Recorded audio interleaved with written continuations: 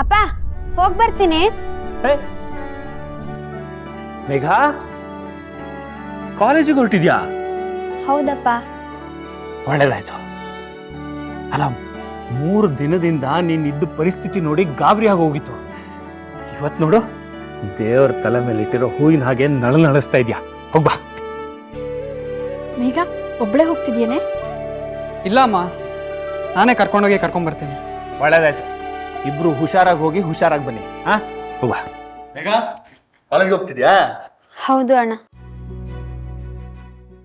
ನೆನ್ನೆ ಚಿಕ್ಕಪ್ಪ ನೀನು ಯಾಕೋ ತುಂಬ ಡಲ್ ಆಗಿದೆಯಾ, ಕಾಲೇಜ್ಗೂ ಹೋಗ್ತಿಲ್ಲ ಅಂತ ಹೇಳಿದ್ರು. ಅದಕ್ಕೋಸ್ಕರ ವಿಚಾರಿಸ್ಕೊಂಡು ಹೋಗೋಣ ಅಂತ ಬಂದೆ. ಹಾಗೇನಿಲ್ಲ ಅಣ್ಣ, ಸ್ವಲ್ಪ ತಲೆನೋಯ್ತಾ ಇತ್ತು, ಈಗ ವಾಸಿ ಆಗಿದೆ. ಸರಿ, ಹುಷಾರಾಗಿ ಹೋಗ್ಬಾ. ಬಾಯ್ ಶ್ಯಾಮ್.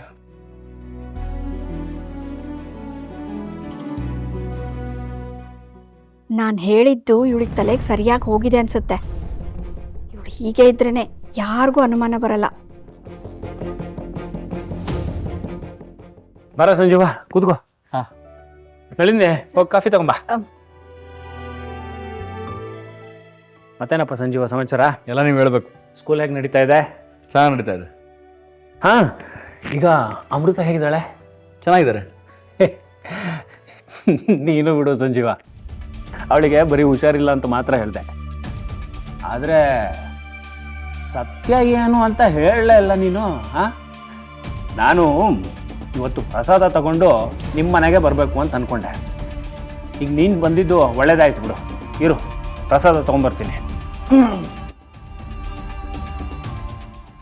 ಆದರೂ ಡಾಕ್ಟ್ರ್ ಹತ್ರ ಕರ್ಕೊಂಡು ಹೋಗ್ಬೇಕಿತ್ತಲ್ವಾ?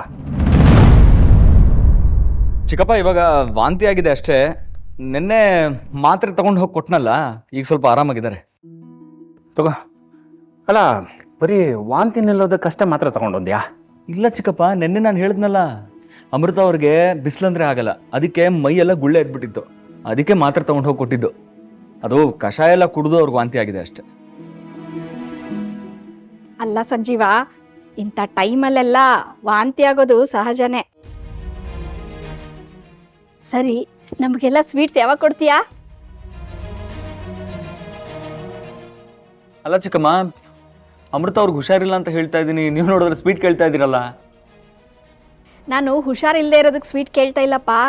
ಅಮೃತ ಪ್ರೆಗ್ನೆಂಟ್ ಅಲ್ವಾ, ಅದಕ್ಕೆ ಸ್ವೀಟ್ ಕೇಳ್ತಿರೋದು.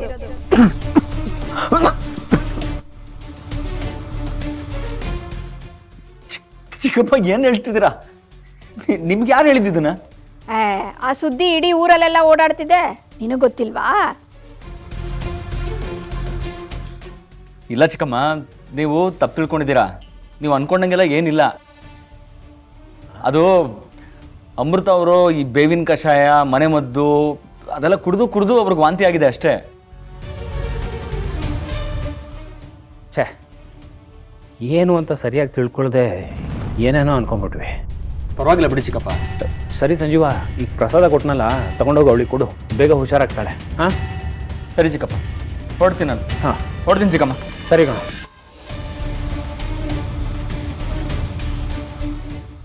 ಅಲ್ವೇ, ವಿಷಯ ಏನು ಅಂತ ಸರಿಯಾಗಿ ತಿಳ್ಕೊಳ್ದೆ ಏನೇನೋ ಕಲ್ಪನೆ ಮಾಡಿಕೊಂಡು ಹೀಗಾಗಿದೆ ಅಂತ ಲಕ್ಷ್ಮಿ ಹತ್ರ ಬೇರೆ ಹೇಳಿಬಿಟ್ಟೆ.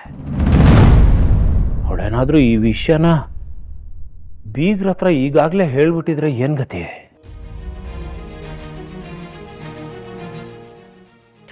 ಈ ಸುಶೀಲ ಮಾಡೋದೆಲ್ಲ ಇಂಥ ಅಡ್ನಾಡಿ ಕೆಲಸಗಳೇ. ಸಿಗ್ಲಿ ಅವಳು, ಮಾಡ್ತೀನಿ.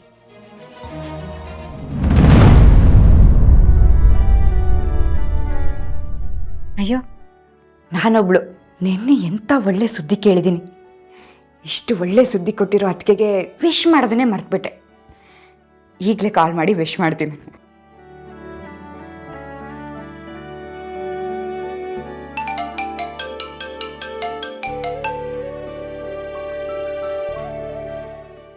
ಹಾಯ್ ಅದ್ಕೆ, good morning. Good morning Lakshmi.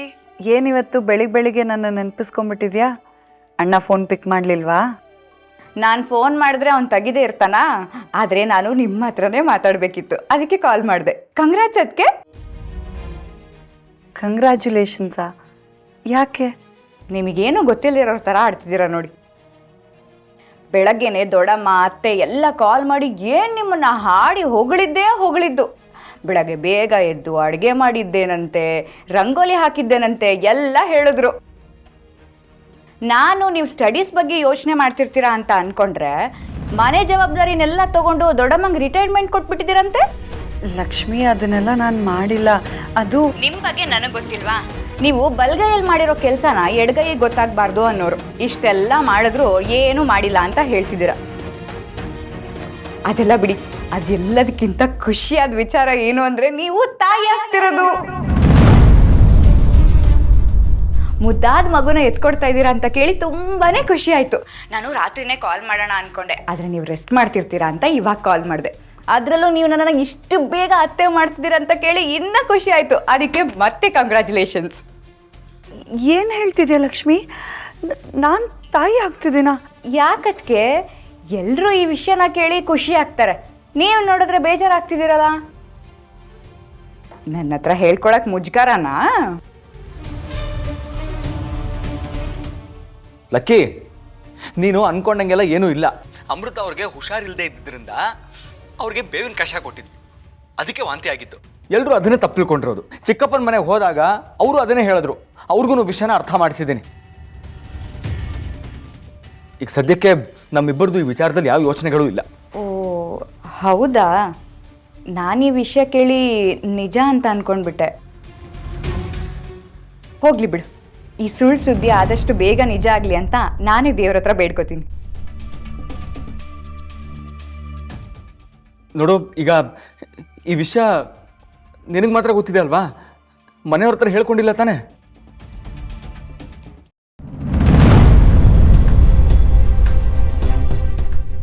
ಅಯ್ಯೋ, ನಾಗತ್ಗೆ ಇಲ್ಲೇ ಇದ್ದಾರೆ ಅಂದರೆ ಇವ್ರು ಎಲ್ಲದನ್ನು ಕೇಳಿಸ್ಕೊಂಡ್ರು ಅನ್ಸುತ್ತೆ. ಇವ್ರು ಏನಾದರೂ ಕೇಳಿಸ್ಕೊಂಡಿದ್ರೆ ಇಡೀ ರಾಜ್ಯನೇ ಖುಷಿ ಪಡೋ ಸುದ್ದಿ ಅಂತ ಎಲ್ಲರಿಗೂ ಹೇಳ್ಕೊಂಡು ಬಂದ್ಬಿಡ್ತಾರೆ. ಇಲ್ಲ ಅಣ್ಣ, ಯಾರೂ ಇದನ್ನು ಕೇಳಿಸ್ಕೊಂಡಿಲ್ಲ. ನಾನು ಯಾರಿಗೂ ಹೇಳಲ್ಲ, ನೀವೇನು ತಲೆ ಕೆಡಿಸ್ಕೋಬೇಡಿ. ಸರಿ, ನಾನು ಮತ್ತೆ ಕಾಲ್ ಮಾಡ್ತೀನಿ.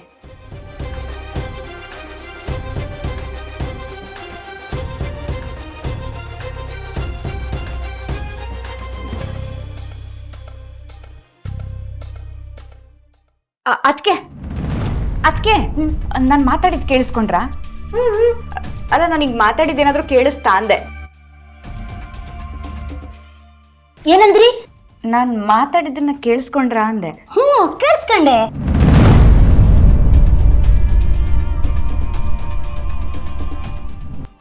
ಅದಕ್ಕೆ ನೀವು ಕೇಳಿಸ್ಕೊಂಡಿದ್ದು ಎಲ್ಲ ಸುಳ್ಳು.